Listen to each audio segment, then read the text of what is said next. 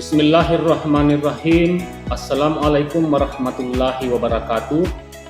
Perkenalkan, saya Andi Irwan, Esos MPA. Saya dosen Universitas Muhammadiyah Palu, Fakultas Ilmu Sosial dan Ilmu Politik, Program Studi Ilmu Administrasi Negara. Salah satu mata kuliah yang saya ampu selaku dosen adalah mata kuliah Patologi Administrasi. Nah, secara umum, tujuan mata kuliah ini adalah untuk memberikan pengetahuan dan pemahaman kepada mahasiswa tentang penyakit-penyakit dalam birokrasi pemerintah, penyakit-penyakit birokrasi dalam penyelenggaraan pelayanan publik,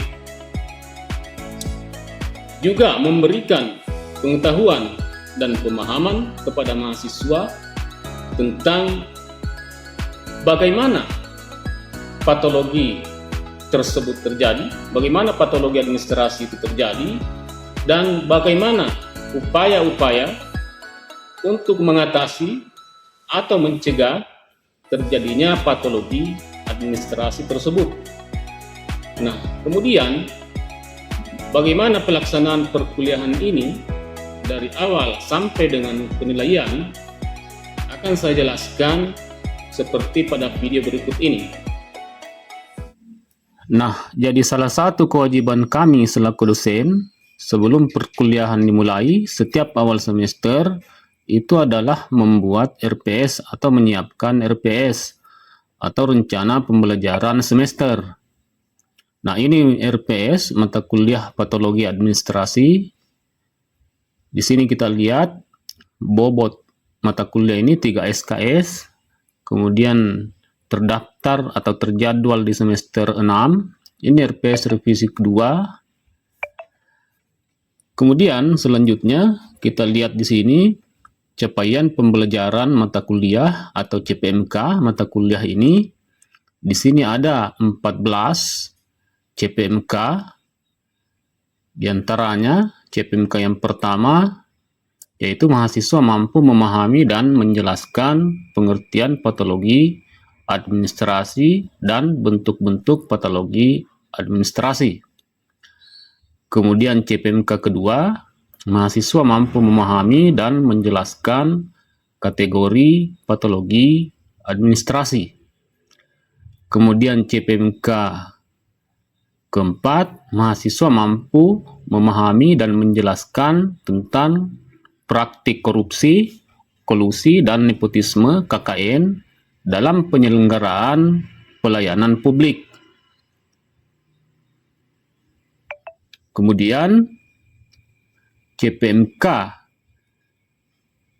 ke-10, mahasiswa mampu memahami dan menjelaskan indikator dan prinsip-prinsip pelayanan publik yang transparan. Kemudian CPMK ke-11, mahasiswa mampu memahami dan menjelaskan tentang konsep kinerja dalam pelayanan publik. CPMK ke-12, mahasiswa mampu memahami dan menjelaskan tentang reformasi tata pemerintahan dan otonomi daerah.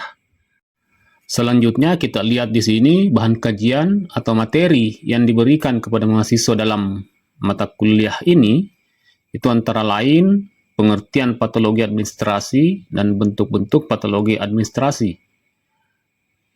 Kemudian disfungsi birokrasi, maladministrasi, kemudian hakikat KKN,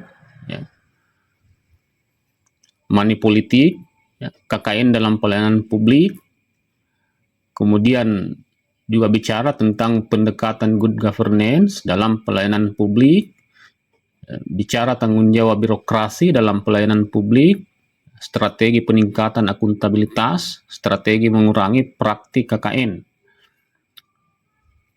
Kemudian bicara tentang reformasi tata pemerintahan dan otonomi daerah. Nah, jadi di sini ada cukup banyak materi terkait mata kuliah ini. Selanjutnya kita lihat di sini bentuk dan metode pembelajaran.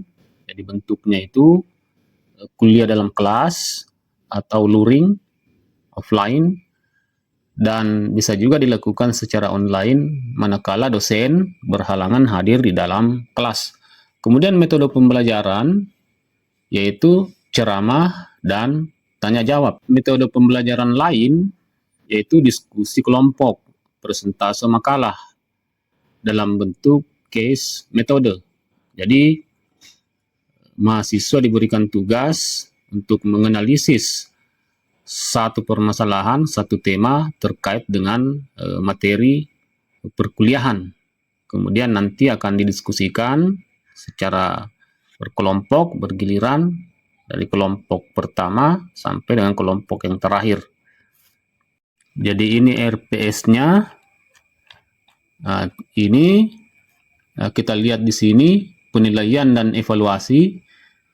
Jenis tugas yang diberikan kepada mahasiswa itu dalam bentuk review materi, membuat makalah, diskusi kelompok dalam bentuk case metode, dan kuis. Sifat tugas itu mandiri atau individu atau kelompok. Kemudian bobot penilaian, basis evaluasinya yang pertama itu adalah aktivitas partisipatif, komponen evaluasi, aktivitas dan partisipasi dalam kelas, bobot penilaiannya 10%. Kemudian yang kedua, diskusi kelompok atau persentase makalah dalam bentuk case metode, yang dinilai itu aspek kognitif, aspek afektif, aspek psikomotorik, dan aspek lainnya. Bobot penilaiannya 50%. Kemudian selanjutnya, kognitif dalam terkait pengetahuan, ada tugas makalah, bobot penilaiannya 10%, ada review materi, bobot penilaiannya 5%, ada kuis, bobot penilaiannya 5%, kemudian ujian tengah semester, bobot penilaiannya 10%, terus yang terakhir ujian akhir semester, bobot penilaiannya 10%, total bobot penilaian 100%. Nah, kemudian selanjutnya mari kita lihat rekaman video pembelajaran yang pernah saya lakukan pada semester genap tahun akademik 2023-2024 dalam bentuk diskusi kelompok seperti pada video berikut ini.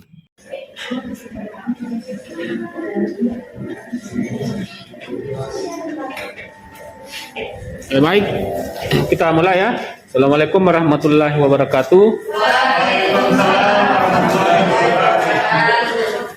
Ya, hari ini sesuai jadwal giliran kelompok 4 ya. Kelompok 4 untuk memaparkan makalahnya. Ini masih ada waktu berapa menit sebelum asar. Jadi kepada kelompok 4 saya persilakan kepada ketuanya. Siapa ketuanya? Atau salah satu dari kelompok 4 untuk memaparkan makalahnya. Silakan. Assalamualaikum warahmatullahi wabarakatuh. Waalaikumsalam warahmatullahi wabarakatuh. Pertama, alhamdulillah. Terima kita semua, terutama yang kesehatan. Atas nikmatnya tersebutlah kita dapat bertemu pada hari ini untuk mengikuti mata kuliah yang Bapak berikan. Salam serta salam lupa kita aturkan kepada junjungan kita dan Allah Nabi Muhammad SAW serta para pengikutnya hingga akhir zaman. Serta terima kasih atas waktu diberikan kepada kami untuk mempersiapkan waktu. Kami akan langsung mengerjakan saja materi kerja kelompok kami dengan judul reformasi satu pemerintahan dan otonomi daerah yang akan dibacakan oleh saya. Faedah Fadilah. Waktu dan tempat silakan. Pertama, reformasi dan pemerintahan dan otonomi daerah. Reformasi dan pemerintahan adalah upaya yang dilakukan untuk melakukan perubahan atau transformasi dalam sistem pemerintahan suatu negara. Sedangkan reformasi otonomi daerah adalah rangkaian upaya atau langkah-langkah yang dilakukan untuk mengubah atau memperbaiki sistem penyelenggaraan pemerintahan daerah dalam suatu negara. Ini ada konsep dalam reformasi tata pemerintahan. Desentralisasi dan otonomi daerah adalah dua konsep yang pertama yang menjadi tonggak dalam reformasi dan pemerintahan di Indonesia. Konsep ini bertujuan untuk memberikan kewenangan yang lebih besar kepada pemerintah daerah dalam mengelola urusan lokal sesuai dengan kebutuhan dan karakteristik masing-masing wilayah. Yang pertama di sini ada konsep desentralisasi. Desentralisasi Kita lanjut kembali diskusi kelompok 4. Tadi sudah ada yang bertanya kelompok berapa tadi itu? Satu, Pak. Nah, jadi tadi sudah ada pertanyaan dari kelompok 1. Jadi sekarang dipersilakan kepada kelompok 2 dan 3 untuk memberikan pertanyaan pada kelompok 4. Pak, boleh saya jawab dulu pertanyaannya? Ya, atau mau menjawab dulu silakan. Silakan bisa dijawab dulu.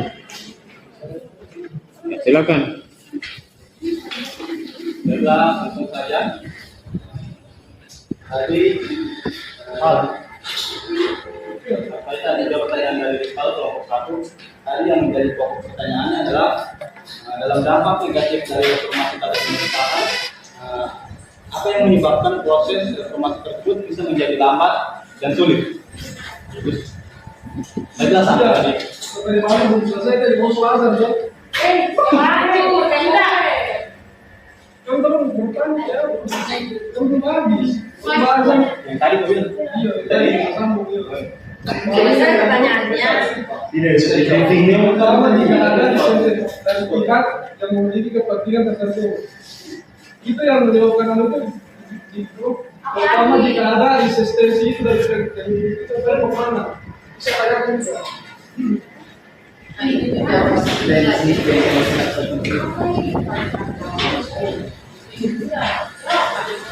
Baiklah, saya akan menjawab pertanyaan dari Rival. Bagaimana antar teliti reformasi tata pemerintahan? Yang dimaksud dengan reformasi itu adalah perubahan yang berlangsung sedikit demi sedikit untuk mencapai suatu pembaruan atau perbaikan dalam suatu sistem. Jadi yang dimaksud dalam reformasi tata pemerintahan di sini adalah perubahan atau perbaikan dalam struktur pemerintahan ke arah yang lebih baik untuk memperbaiki struktur pemerintahan yang ada saat ini. Jadi yang ditanyakan Rival, apa yang menyebabkan struktur tersebut menjadi lambat dan sulit? Yang menjadi lambat dan sulit, salah satu faktor penyebab utamanya adalah adanya korupsi, kolusi, dan nepotisme dalam struktur pemerintahan yang menyebabkan kekecewaan dalam masyarakat, sehingga masyarakat tidak mempercayai struktur yang ada dalam pemerintahan tersebut. Nah, itu juga yang menjadi fokus yang ada di dalam pertanyaan sambungan tadi itu, Pak. Resistensi dari pihak yang memiliki kepentingan tertentu. Resistensi yang dimaksud itu adalah orang yang merasa terugikan dari apa yang dibuat tersebut. Jadi dia menuntut terhadap orang yang membuat struktur tersebut. Pokoknya kau merasa terugikan dengan adanya peningkatan UKT yang ada di visi. Jadi kau menuntut sama Pak Dekan, kenapa dinaikkan ini UKT? Jadi seperti itu termasuk resistensi. Berarti jadi tidak itu yang menyebabkan faktor yang menjadi sulit tadi itu adalah korupsi, kolusi, dan nepotisme. Jadi masyarakat seperti kita ini, masyarakat awam, masyarakat biasa merasa terugikan dengan adanya korupsi, dan nepotisme. Jadi kita menuntut sama pemerintah yang ada dalam struktur tersebut. Sekian dari saya. Apabila ada kesalahan, mohon maafkan atau ada yang ingin menambahkan. Gimana? Jadi itu masalahnya. Jadi setiap masalah pasti ada yang keluar. Yang pemerintahan. Pemecahannya dari Itu kalau untuk bahas tentang masalah saja. Jadi cuma tertawa jadi jangan kembali kamu balik. dari banyak. Baiklah, kita kan bukan pemerintahan kan, kita kan masyarakat biasa kan, mahasiswa kan. Jadi jadi kalau pendapat saya pribadi, itu pemerintah itu harus lebih menegaskan peraturan perundang-undangan terkait dengan kolusi dan nepotisme itu. Jadi oknum-oknum yang ada yang mempunyai sifat tadi itu yang melakukan kolusi dan nepotisme itu dia menjadi ada apa kayak sudah ulangi apa peran DPR dalam mengawasi pelaksanaan otonomi daerah.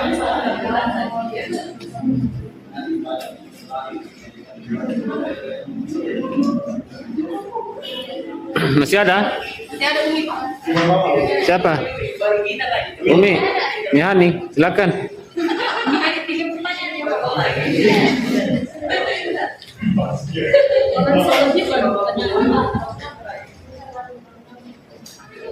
Tirta, siapa yang bertanya?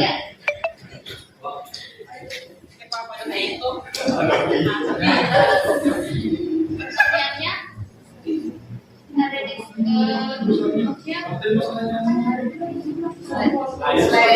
slide kelima. Pertanyaannya apa dampak yang terjadi jika pengimplementasian otonomi daerah menyimpang atau tidak sesuai dengan program yang telah dikonfirmasikan? Silakan, Isma.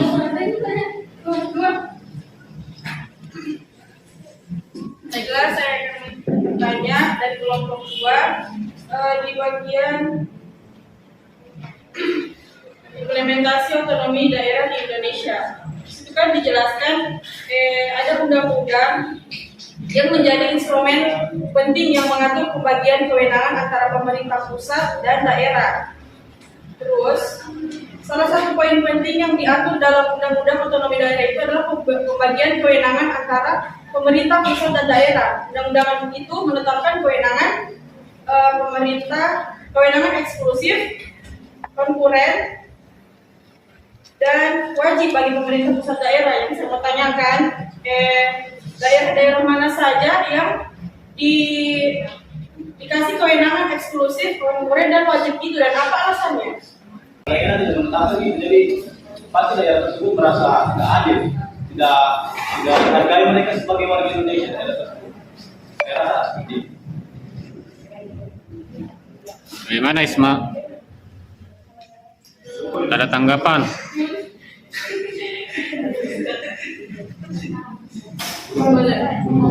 Saya paham.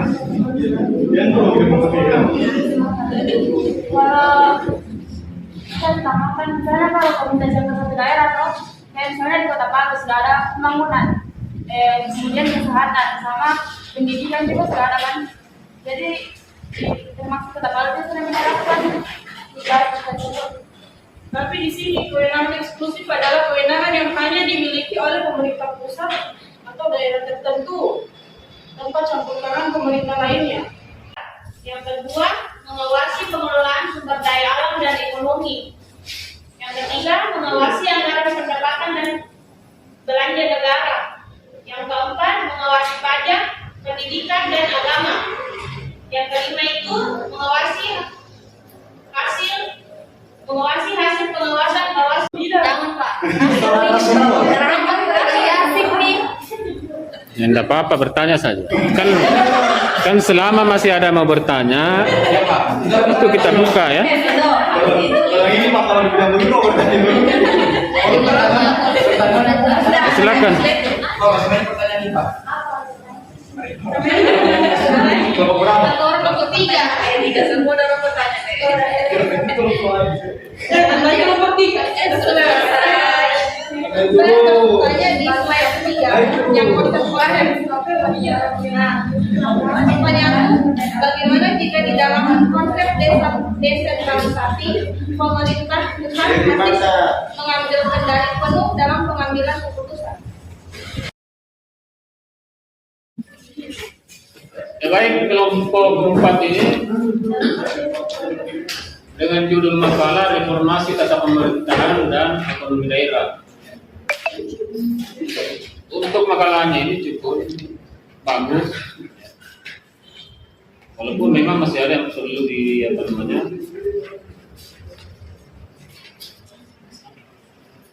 perlu diperbaiki ya, tapi tidak terlalu signifikan, jadi tidak perlu diperbaiki. Karena isinya lumayan bagus, dari penampilan juga bagus, menguasai dan mampu menjawab pertanyaan yang diajukan oleh kelompok lain. Nah, tujuan otonomi itu tadi untuk mendekatkan pelayanan masyarakat supaya tidak semua berusaha tersentralisasi menumpuk di pusat.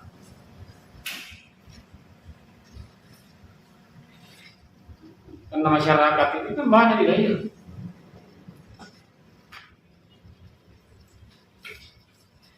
Tujuan otonomi supaya daerah ini bisa mandiri dia, bisa sejahtera masyarakat di daerah.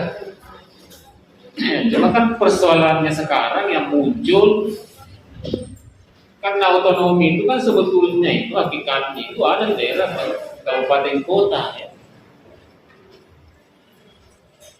Cuma yang permasalahan begitu ada otonomi daerah, ada kesan banyak kepala daerah itu kesannya membandel ya, dan dia merasa diberi kewenangan,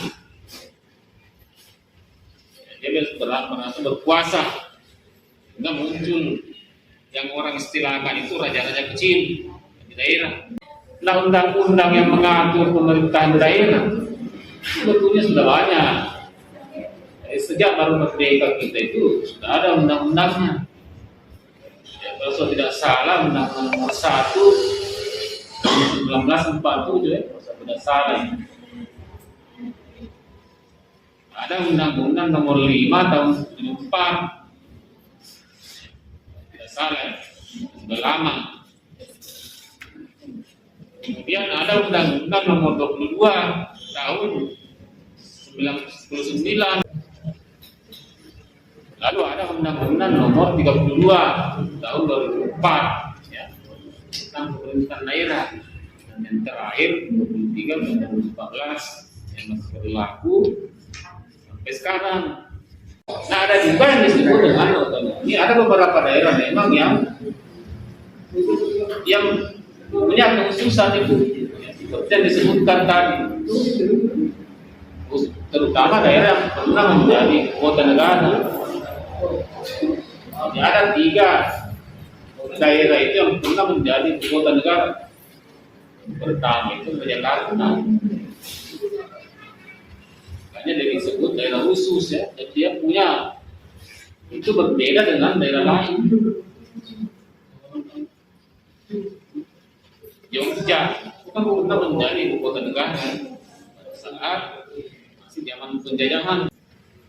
Di sana itu tidak pernah ada penggusuran. Anda ke Jogja itu tidak ada penggusuran.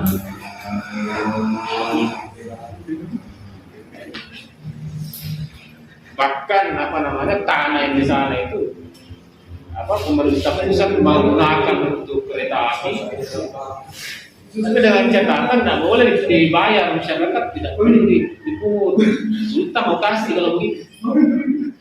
Negara membeli tanah tidak mau dia begitu, boleh dipakai. Kemudian ada pertanyaan, apa tugas DPR dalam mengawasi otonomi? DPR itu bukan mengawasi otonomi daerah. Otonomi daerah itu kan bukan diawasi. Karena pelaksanaan otonomi daerah itu kan ada di daerah. Yang mengawasinya itu DPRD yang ada di daerah. Yang diawasi adalah eksekutifnya. Bagaimana dia melaksanakan otonomi daerah.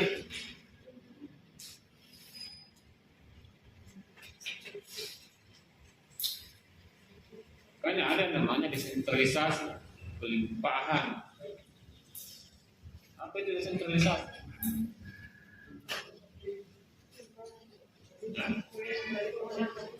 Pelimpahan wewenang Dari pemerintah pusat ke daerah. itu namanya otonomi berian diberikan.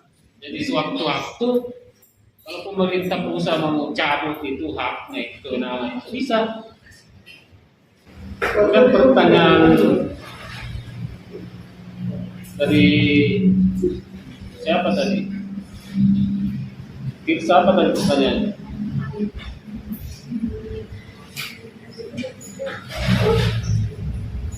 Apa dampak yang terjadi jika pengimplementasian di daerah menyimpang atau tidak sesuai dengan program yang diformulasikan?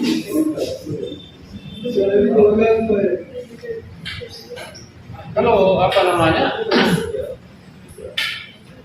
pemerintah daerah tidak melaksanakan amanah yang diberikan, yang terjadi ya, apa namanya kesengsaraan masyarakat. Ya, kenapa masyarakat bisa sengsara? Korupsi di daerah itu bisa merajalela. Kenapa? Karena begitu luas wewenang yang diberikan kepada daerah dalam mengelola sumber daya. Siapa lagi yang bertanya tadi? Rival. Nah, apa pertanyaannya tadi? Yang menyebabkan lambatan ini apa? Lambat. Sebut tadi nggak?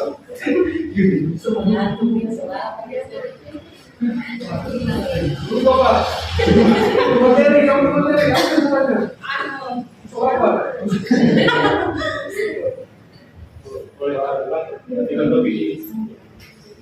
Tanpa reformasi birokrasi sering lambat dan sulit karena beberapa alasan. Penyebab reformasi birokrasi yang lambat dan sulit. Penyebabnya. Ya kan reformasi birokrasi ini kan masih terkesan simbol juga. Kalau kita lihat, karena justru birokrasi sekarang itu semakin gemuk,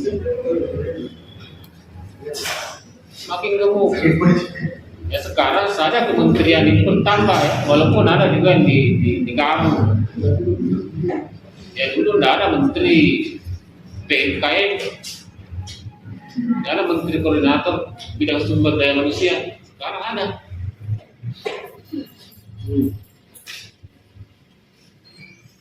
Belum lagi misalnya di organisasi ya. Itu banyak terbentuk dibikin apa namanya bagian-bagian. Jadi reformasi itu kan sebetulnya salah satunya itu adalah memangkas birokrasi, kurang, malah birokrasinya tambah gemuk karena tambah banyak jabatan, strukturnya semakin bertambah.